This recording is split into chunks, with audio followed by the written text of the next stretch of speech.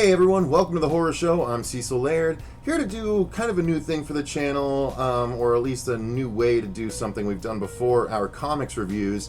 I'm doing it this way because I'm just basically going over some of the books that I've read recently, some of the comic books that fall into the horror genre, and since Fuego hasn't had time to read them, Dirk hasn't had time to read them, and Luis hasn't had time to read them, I'm just going to go ahead and review them myself.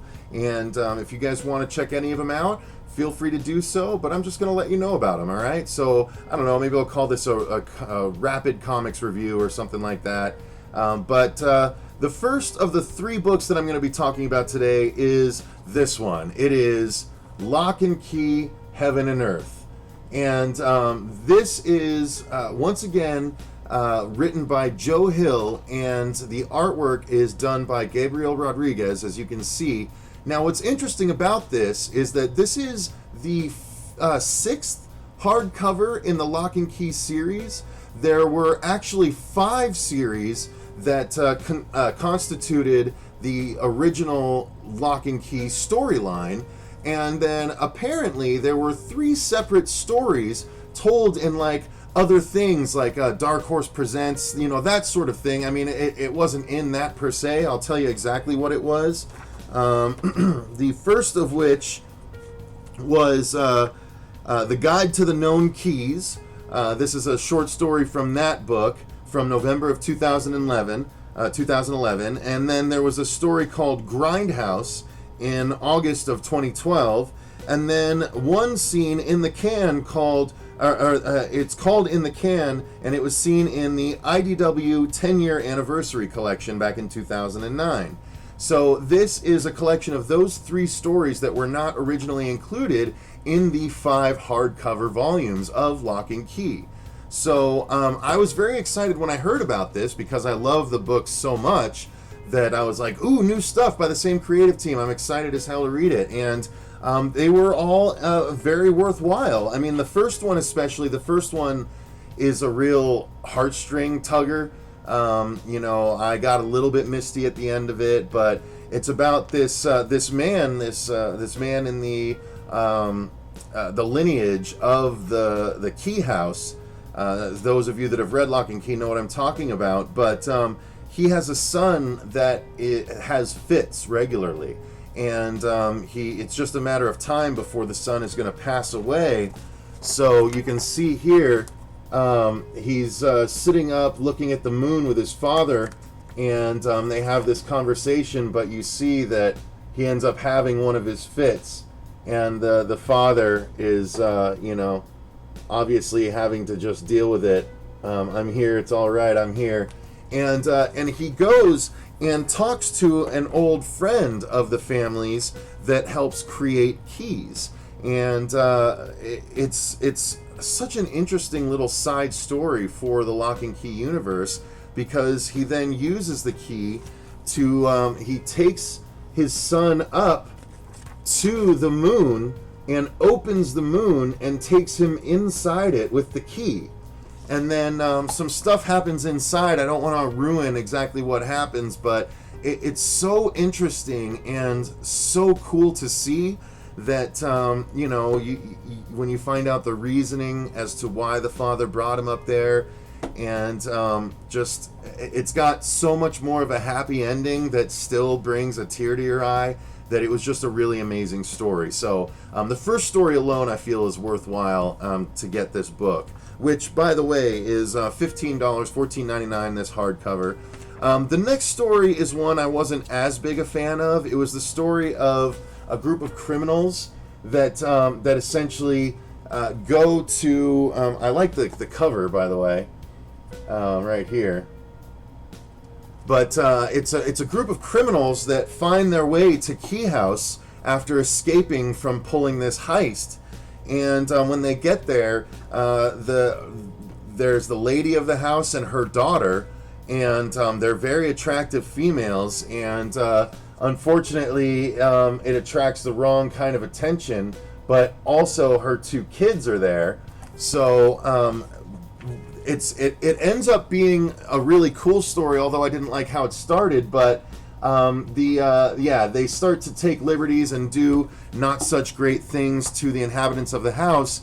But it's not long until both the kids and the mother and daughter start finding ways to fight back via the keys in the house. So again, it makes way more sense to anyone that's actually read the original book, but pages like this make way more sense when you've actually read the book and see why the key did what it did, and that as well. So it's really a cool story to see how Key House and its inhabitants defend themselves against some criminals. Really cool story.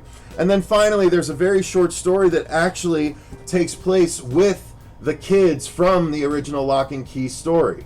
So if you're familiar with that, then you'll see that's Bodhi and his older brother and sister that are the main characters throughout the Locke and Key series. So I won't ruin just what happens, except to say that there's sort of a tour through the universe. The different universes actually owned by IDW. So there's the 30 Days of Night vampires.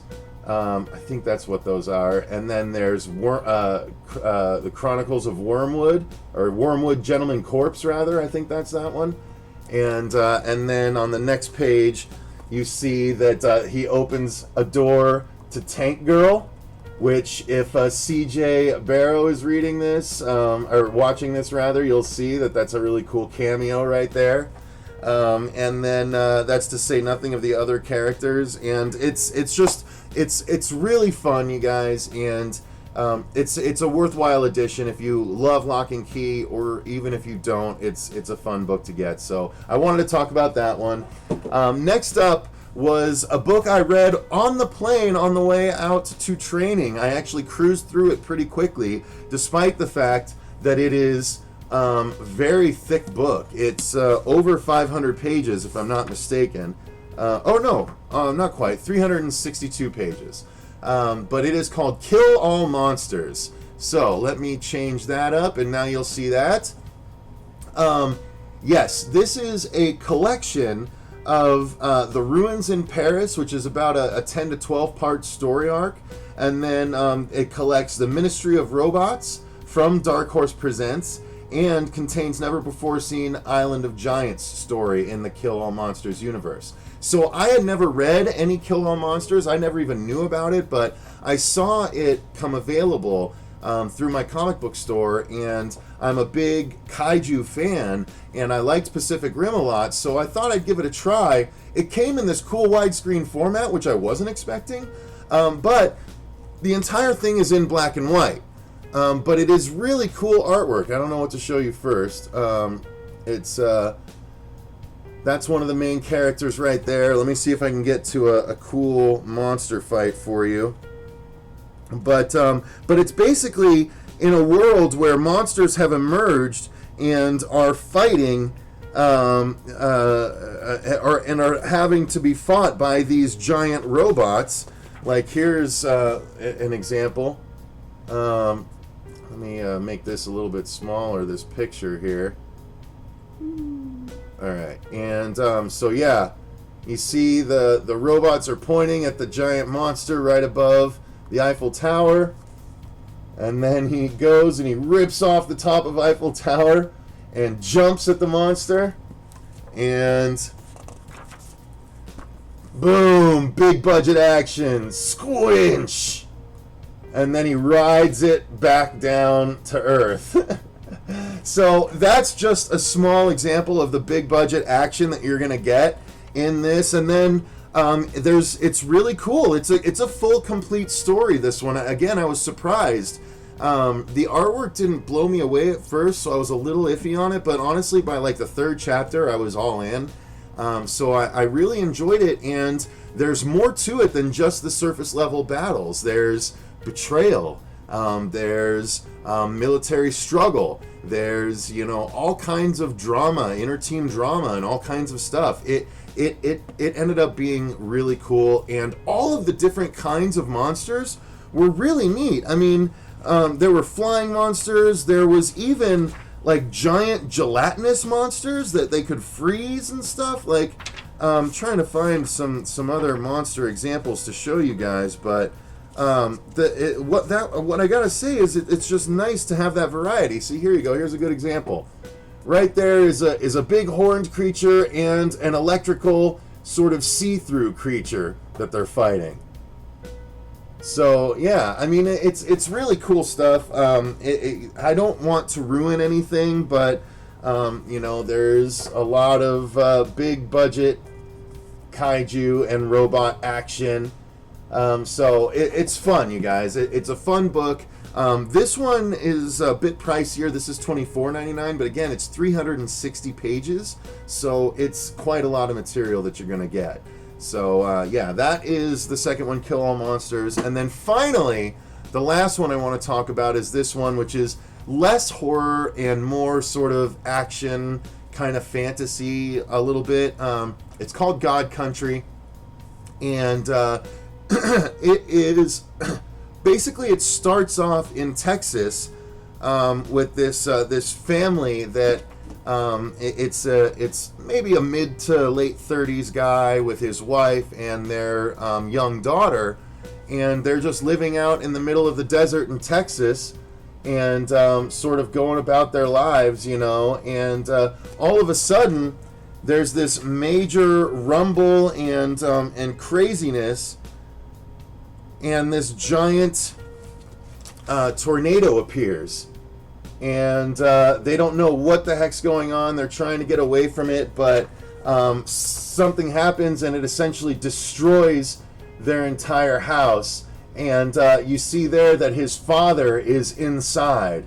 And his father has an advanced form of dementia where he doesn't remember anyone in the family, and they're just sort of taking care of him. So what's interesting is he runs in, and actually something that's come with the storm is a giant black demon that is attacking the family, and specifically the little girl. And all of a sudden, it's stopped by, boom, this dude flying in here with this massive sword. And what it is it turns out it's actually the father who, when this storm hit, along with the demon, this giant sword came down with it, and as soon as he grabbed on, right here, as soon as he started holding that sword, all of his memories came back. So he remembers his son, he remembers his son's wife, and then he gets to meet his granddaughter for the very first time. And it's a really great emotional scene, as you can see. She runs up and hugs him for the first time, and they embrace, and everyone's kind of happy, and it's really awesome. But it turns out there's more at stake than just that. There's someone up in the sky above that needs to reclaim that sword.